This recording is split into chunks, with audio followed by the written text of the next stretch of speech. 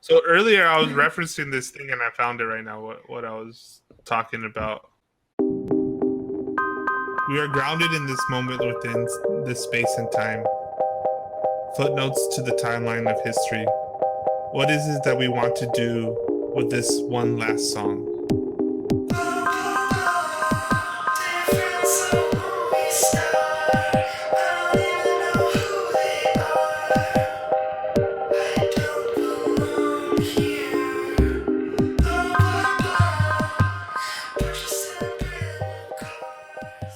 I don't know if because it was like pre-programmed into us, but it feels we're always on this, and to some extent there's this whole spiritual kind of shamanic way of like living where that death is stalks us all and that we should live every moment being all right with our own death and the own oblivion of everything. But in this broader sense, footnotes to the timeline of history, what is it that we want to do with this one last song? What are we going to do with this moment while we're here? We really have put the noise on pause. And if we really allow it, we could finally literally feel and hear the heartbeat of the universe. And what are we going to do with this one last song? And I had this thought the other day that what if the death process was just like a fluid motion where you just move into you shift into a new reality and you just carry on as if nothing had ever happened? Because obviously, people tend to think that death is going to be like an ending in terms of linear process. You go through life, it's like a series of events, and then there's going to be this kind of ending, or something's going to happen, or depending on what your belief system is. Some people believe that when you die nothing happens, and you wouldn't actually know anything after you died. Other people think you might go into some other world or something. But I was thinking, what if death was just like this fluid process where you never even knew that it had taken place? yeah. And if that was the case, how would people live their lives out? Would they would they have to conceive of this thing of, I need to live my life to the fullest because potentially this day could be my last day? Do you see what I'm saying? Mm-hmm. If it was just there might be this thing where, in terms of consciousness, we don't really know about how, whether or not consciousness exists beyond the physical body. My thought is, if it did exist beyond the physical body, would we just shift into this death process and then just carry on a life in a different state of consciousness? So we wouldn't necessarily know that any physical death had taken place. And if people knew that in advance, how would they live their lives then? Would they be pondering this thing of, I need to do things in a certain way because this might be my last opportunity to do something? This is something that came to my mind quite recently because, I think because of everything going on. It really depends on whether you believe in some sort of reincarnation or not. Some people, they justify suicide from the perspective of, reincarnation and, well, this life was shitty, so I can just go and try to live another one. And I like to think, or escape this one, yeah. Yeah, I like to think that if you take your own life, this is how I kind of stay alive, but if you take your own life, you kind of get stuck in this in between until the time you passed away anyhow. And in between, you're forced to think about your life and how you wasted it, because that's basically the conclusion you come to is, and eventually you have to move on from, that despair and realize that, you lived your life the best you could, and you have to give yourself some form of So acceptance and love. So, like, you'd be in a state of limbo until Yeah. your actual blueprinted time to die came around, sort of you thing. know what's interesting about all of this? So the first part is that, well, one, I kind of have this basic philosophy that I stole from Robert Anton Wilson to not really believe anything, but I have my suspicions. And one of my heavy suspicions about things, and I don't think anybody knows any of this for sure, but a heavy suspicion that I have is that we are currently in the in between, like right now. But besides that, there's this something interesting that I was messing around with, playing around with, and it comes from this recent monologue that Doug did about his friend that passed away, right? And with Genesis, with Tal, Doug was that he was trying to free himself from all sorts of labels and this and that, even DNA itself. And he would say that DNA is a virus from outer space that entraps immortal beings into these different genders and species.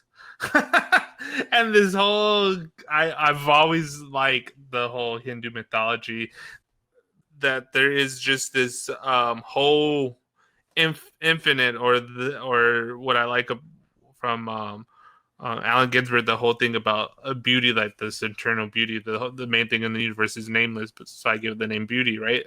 That thing, the like just straight consciousness, void energy, the every wind is what it is, and these are just different reflections of that.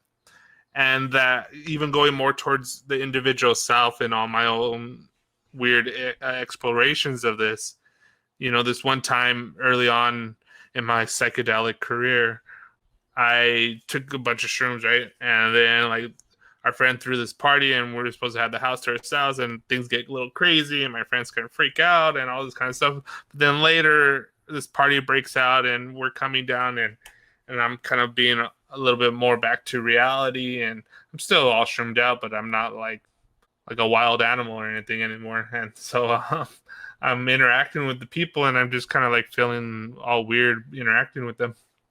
And we're not 21 yet, most of us.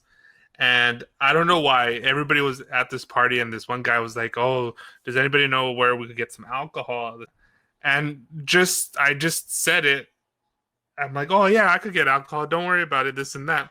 And then I'm not 21 yet, and I just blurted out that I could do it. So I get in this car with this guy, and he's kind of for lack of a better word, gangster. He's more rough than me, and more hood. And then so I don't really even know this guy. Get in the car, and he's like bumping some crazy music, and I hear I'm a head full of shrooms with this random guy that I kind of don't really know, telling him that I could get alcohol. And then the whole time I'm trying to act normal, right? I think physically outward I'm acting normal, but in my head I'm like, oh my god, what the fuck am I doing? What are you doing, Daniel? What about you're on mushrooms? You're gonna go inside and buy alcohol, and everybody's gonna know you're on fucking mushrooms. They're gonna call the cops and you go to jail, and you're on drugs. You're on the illegal drugs. You can't just be out in public just like, oh, I don't even have an ID. I'm gonna go buy alcohol. Oh. Sounds like that movie Superbad. Yeah. And so I'm like, but then I'm like, okay, no, you got this. Pull yourself together. No one knows you're on mushrooms. Your will shall be done, and you could do anything, and you could get yourself out of any situation. And then I'm just thinking, so my head is all like ocean of possibilities of all these different timelines, like just like blipping in and out of my inner mind, and had this one thing. Well, if I do get stopped in 7-Eleven when we buy the alcohol, and they say you can't buy the alcohol, I'll just run out. And then the series of situation, I run out, the fucking cops see me, they shoot me. And and then I die. But not only do I have that thought, but there was like a whole sequence of like this vision dream that happens in my mind's eye of me playing this possibility of my timeline, of me getting it, buying the alcohol, they're telling me no, and there's cops outside while I run away and they shoot me and I die. Like, it wasn't just like a intellectual experiment. Like, it was an actual like sequence that played out, like a dream sequence that played out in my head. And what happened was that I got shot and then I woke up like in another like life, I guess. Like, death led to me like waking up from this dream of this in between that I was in right now. And later, you know, me analyzing it, it was like, oh, that's kind of like a weird thing. But it connects later, I would say 3 months after this experience, and me kind of like pushing it to the side and maybe every once in a while analyzing it or whatever. And then 3 months later, I go to this, I go up north to the Bay Area and I go party at this college and we take mushrooms. I don't think that night we took mushrooms, but we got mushrooms. And then we were just smoking weed. And then my friends, there's this girl next to my friend's dorm. She's like, oh, you guys smoke? And we're like, yeah. And then so I was rolling up a blunt for them. And like this kind of like weird little party breaks out. And they're watching this movie. And I'm kind of like half paying attention to the movie. And then rolling up the joint and we're smoking and just like getting to know each other. I'm like, hey, what movie is this? She's like, oh, you never seen this movie? It's called Waking Life. It's like, nah, I never seen this movie. But there's like some kind of weird deja vu feeling that I started having. And like my tension kept on going there. I start watching this movie, right? The whole movie is about this kid dying.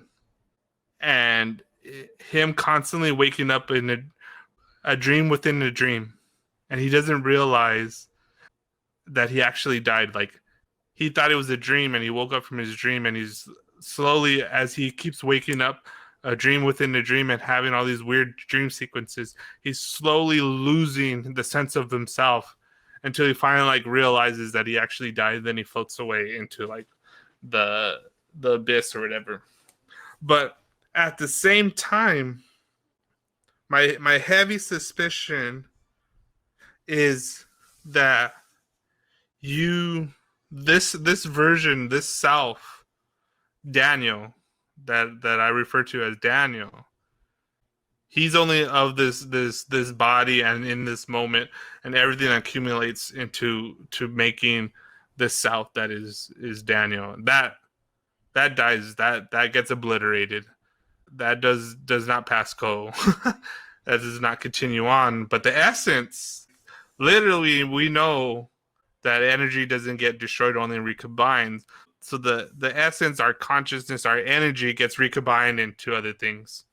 What I have experienced in my own weird stuff, and you can know this for sure, you should take it with a grain of salt, but there's a heavy intuitive suspicion that to get connected to what I refer to the heartbeat of the universe, that eternal beauty, is that you have to slowly dissolve all these trappings of the self, and then you get to these weirder areas of awareness and consciousness that maybe are more core to our being than we realize, to see and feel that oneness, that going back to the source or whatever it is.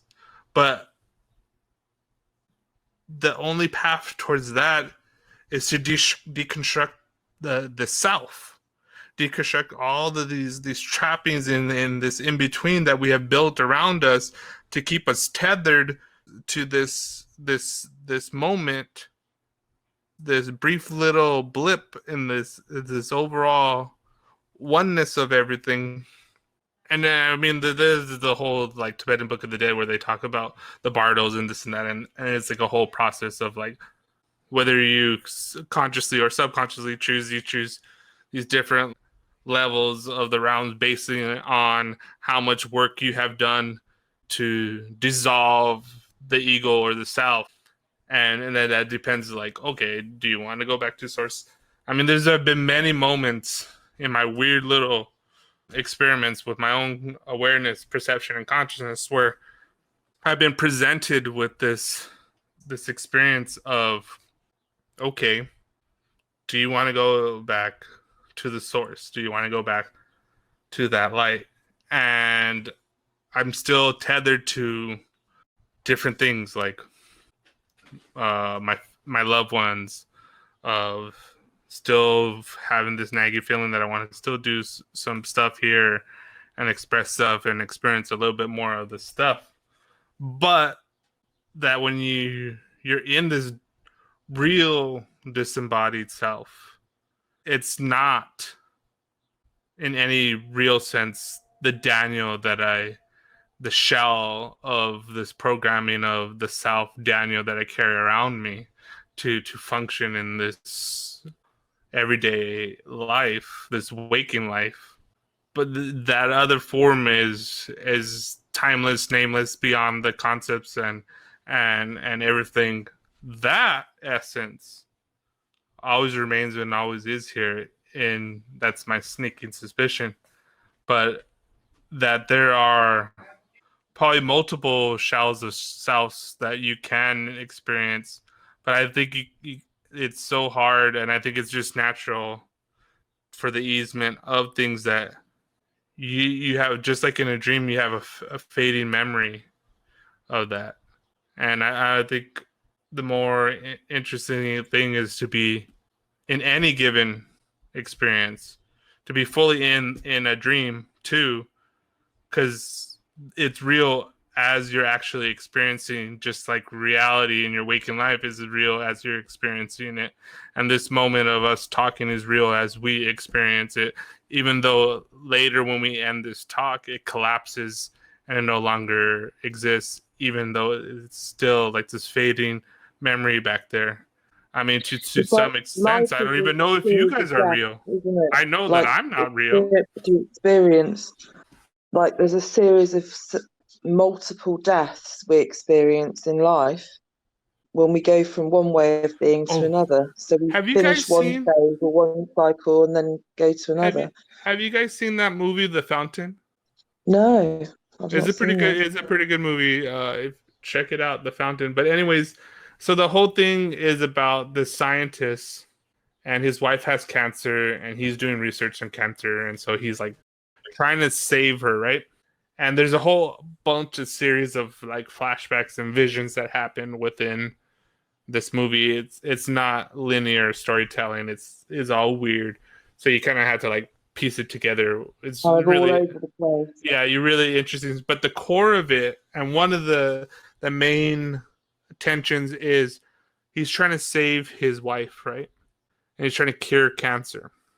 And he has this discovery of this plant from like, I think it's Peru, Guatemala, or somewhere in South America, that like makes this chimp younger, but it doesn't kill the cancer, but it makes him younger. So it's like eternal life kind of like thing, life expanding substance. And everybody's all excited about it, and he's pissed, like, oh my god, like it didn't kill the cancer, like we gotta try something else. Like, no. And the rest of the team wants to do this research on that, and then he kind of has this breakdown where he wants to save his wife, and then, like, his mentor, this older lady, kind of tells him, basically gets to the crux of the thing, is like, your wife's dying in the hospital, and you're here trying to save her, but you're really not being with her.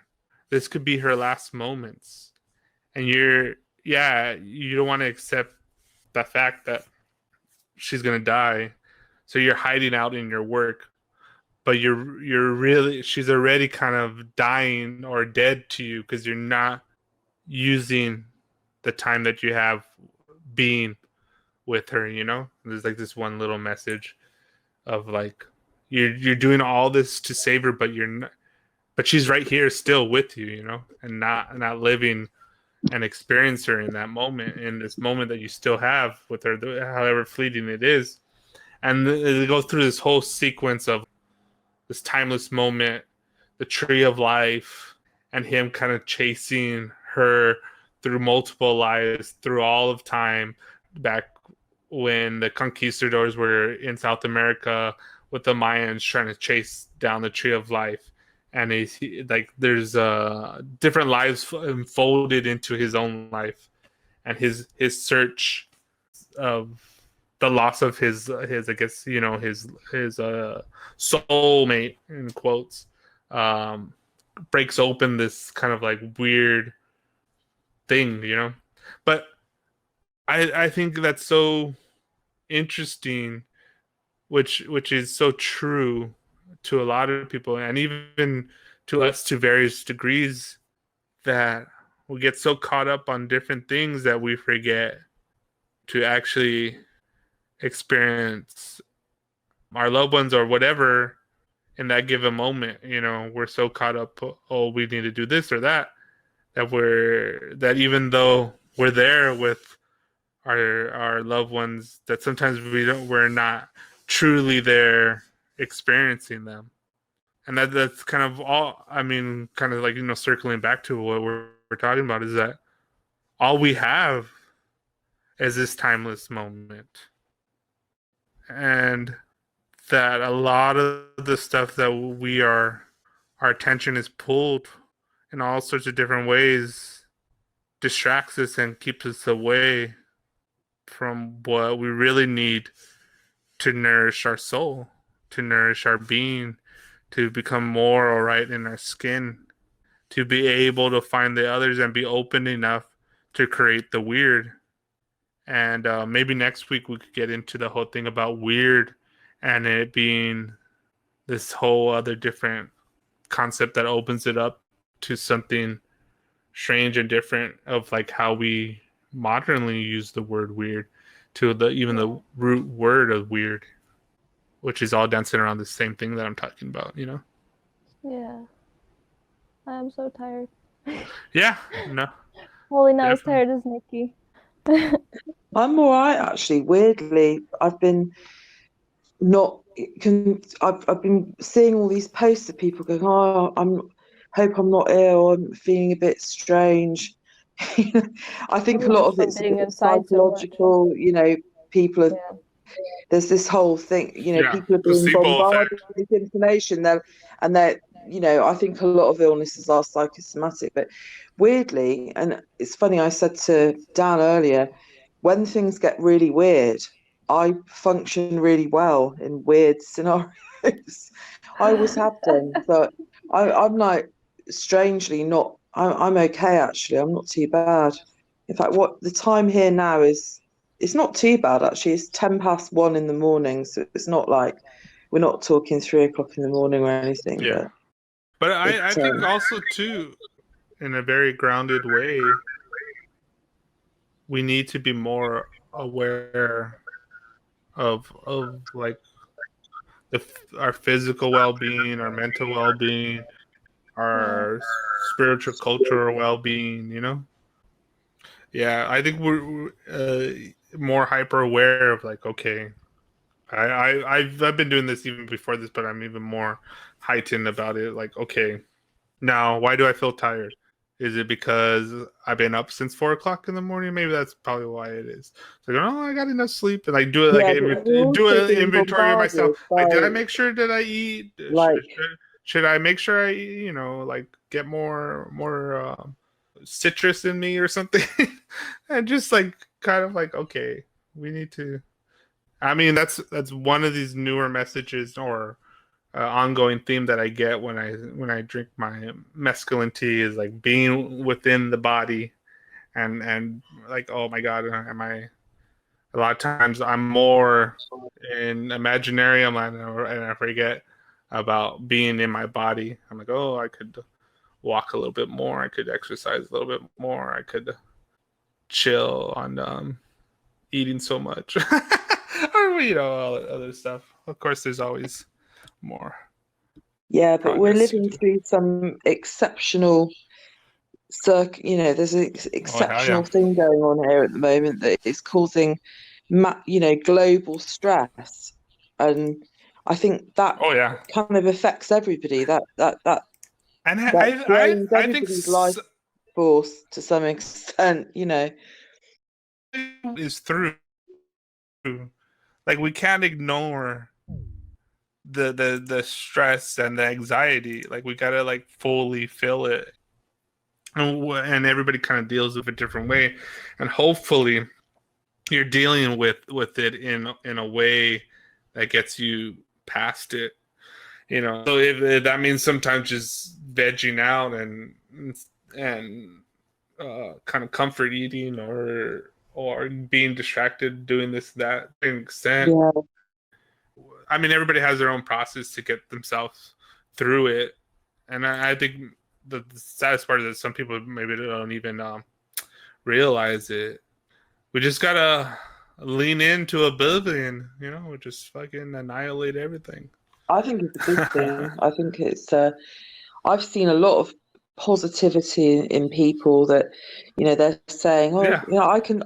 I've suddenly got this time that, I can write this book and I can do these things that I can Yeah. explore things Learn that I never had the time to do. I'm now being forced into a situation where I to can actually do these fiction. positive things, and Yeah. I think that's good. I think I think it's very important. And so there's this other thing that I guess we could probably like end it on and wrap things up. But I was reading that article, and so this is something Genesis says. What you really end up doing is you surrender to the idea of oblivion. At some point you have to wipe absolutely clean every preconception that was given to you both by the senses and by the culture. The data stream that you were talking about. You have to actually at some point dismiss it totally, and then you can make the choices about what you wish to allow back in. What you wish to allow back in. What you wish to allow back in. What do you wish to allow back in?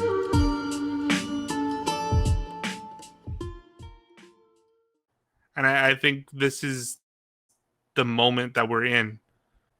We have to we have an opportunity to absolutely clean every preconception that was given to us, both by our senses and by our culture. Actually make, at some point, dismiss it all totally, so we can start to make choices of what we wish to allow back in. We've been affected by a lot of cultural viruses. You know what I mean? And that's what I found so fascinating about this other article, where Doug goes into Team Human is a media virus, a collective signal, a neuro-linguistical reprogramming. The other books that I've written are information. They are data. I created a narrative around them. I'm telling stories about things. Team Human is almost a piece of literary software. It's meant to as an experience through which people can embed their brains with a program that will help them resist manipulative algorithms, platforms, and systems that are out there. It's a piece of cultural medicine.